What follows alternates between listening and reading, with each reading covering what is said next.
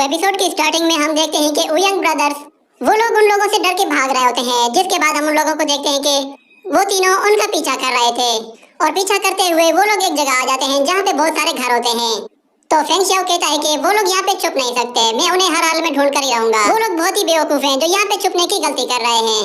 तो Shao Yu उनकी तरफ आगे बढ़ने लगता है, जिसके बाद फेंग शाओ उससे कहता है कि तुम कहीं और जाके अपनी पावर्स को यूज करो, मगर शाओ यू उसे कोई रिप्लाई नहीं देता। जिसके बाद वो उससे कहता है बताओ तो सही कि तुम उन्हें किस तरह पकड़ोगे, मगर इस मर्तबा भी वो उसे कोई जवाब नहीं देता। जिस पर फेंग शाओ कहता है कि इसमें बहुत एटीट्यूड है।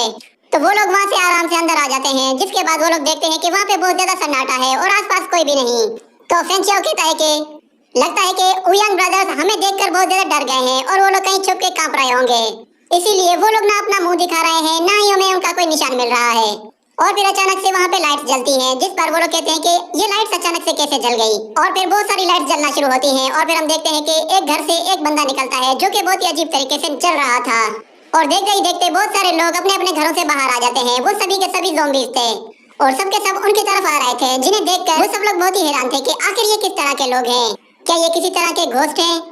तो सारे ज़ॉम्बीज एक साथ उन पे हमला कर देते हैं, जिसके बाद शाओ यू उन्हें मारने के लिए आगे आता है, मगर फिर फेंग शाओ कहता है कि सब्र करो, मैं लड़ूंगा।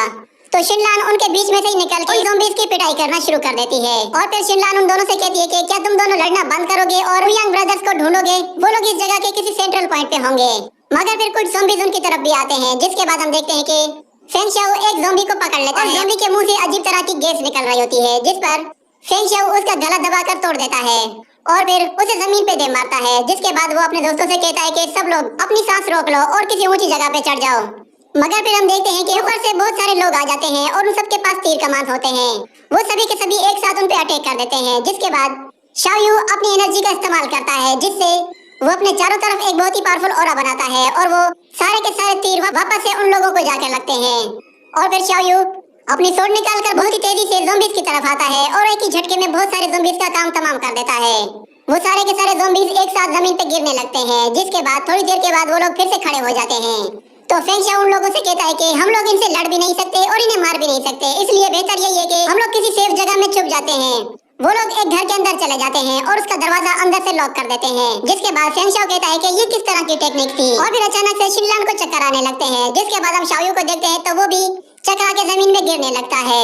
जिसके बाद सीन शिफ्ट होता है और हम लोग देखते हैं ओयंग ब्रदर्स को। वो लोग अपने ठिकाने पे आ जाते हैं जहाँ पे हर तरफ सोना ही सोना होता है।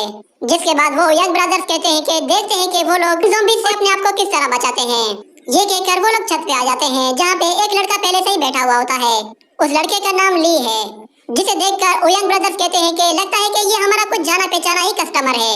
जिसके बाद वो लोग अपनी सीक्रेट लैंग्वेज में आपस में बातें करने लगते हैं और फिर ली उन लोगों से कहता है कि अगर तुम लोग एग्री नहीं कर रहे तो फिर मैं तुम्हें बता दूं कि वो लोग इस वक्त सकाई में मौजूद हैं। मैं बस ये चाहता हूँ कि तुम लोग मेरे साथ ज्वाइन कर लो। तो ओयंग ब्रदर्स कहते हैं कि तुम सिर्फ सपने देखो, हमारे जैसा 41 ईयर का बंदा तुम जैसे लल्लू को अपना पार्टनर बनाएगा। तो ली कहता है कि अच्छा अगर ऐसी बात है तो फिर ठीक है, तुम लोग खुद चेक कर लो। तो ओयंग ब्रदर्स के पास एक मशीन होती है जिसे वो ऑपरेट करते हैं। तो हम देखते हैं उस घर के नीचे बहुत सारी चक्रियां लगी होती हैं जो कि गोल गोल घूमने लगती हैं।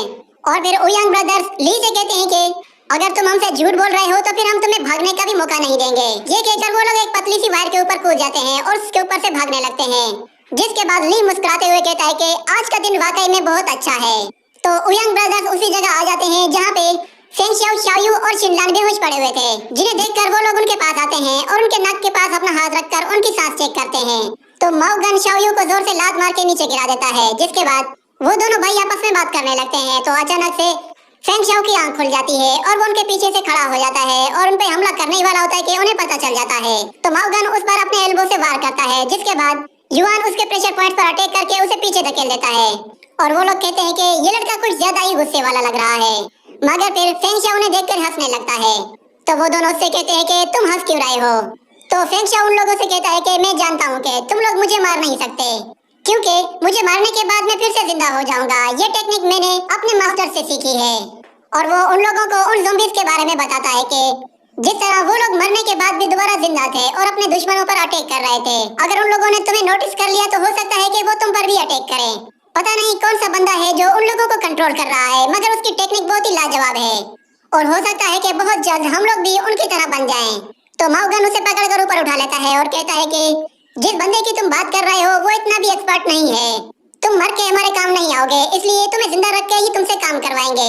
ये कहकर वो उसे उठाकर अपने साथ ले जाते हैं और एक खाई के पास आकर उसे फेंक देते हैं। जिसके बाद फेंगशाओ देखता है कि वहाँ पे बहुत सारे लोग हैं जो कि बहुत ज्यादा कमजोर हैं और वो लोग वहाँ पे बहुत सारे पत्थरों को निकाल रहे हैं। वो ओयांग ब्रदर्स असल में उन लोगों से एक सोने की खदान पे काम करवा रहे थे। और फिर माओ गन एक जगह चला जाता है जहाँ पे एक बहुत बड़ा बॉक्स होता है। जिसके बाद वो बेल बजाता है तो वो सारे लोग उसके पास भागते हुए आते हैं। जिसके बाद युआन फेंगशाओ से कहता है कि इन्हें गौर से देख लो, तुम भी इनकी तरह बनने वाले हो। उन सब लोगों में एक बात कॉमन थी और वो ये थी कि उनमें से किसी के मुंह में भी दांत नहीं थे। और फिर युआन वो फेंगशाओ के बालों से पकड़कर उसके दांत निकालने लगता है। जिसके बाद ये एपिसोड यहीं पे खत्म हो जाता है।